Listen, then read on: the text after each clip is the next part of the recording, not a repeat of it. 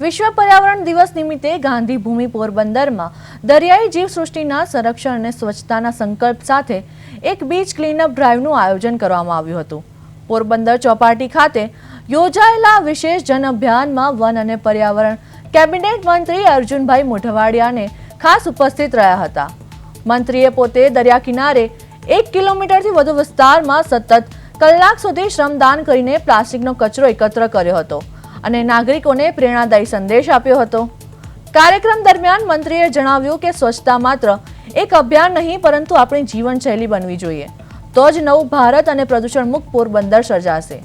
આ મહાઅભિયાનમાં પોરબંદરના mayor Sagar Modi, collector SD Dhanani, SP Bhagirathsinh Jadeja સહિત વહીવટી તંત્રના ઉચ્ચ અધિકારીઓ, વન વિભાગની ટીમ, બ્રહ્માકુમારી સંસ્થાના પ્રતિનિધિઓ, સેવાભાવી સંગઠનો અને સ્થાનિક નાગરિકો મોટી સંખ્યામાં ઉત્સાહભેર જોડાયા હતા। સૌએ સાથે મળીને કુદરતી સંસાધનોના જતનનો મક્કમ સંકલ્પ લીધો હતો।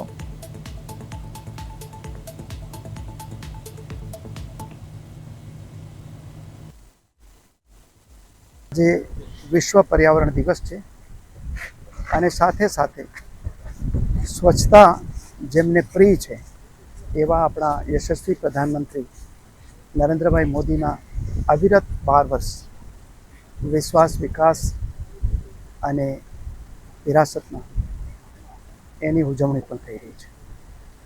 આખા સમગ્ર દેશમાં આ પ્રસંગે વૃક્ષારોપણ અને સ્વચ્છતા અભિયાનનું આયોજન કરવામાં આવ્યું છે।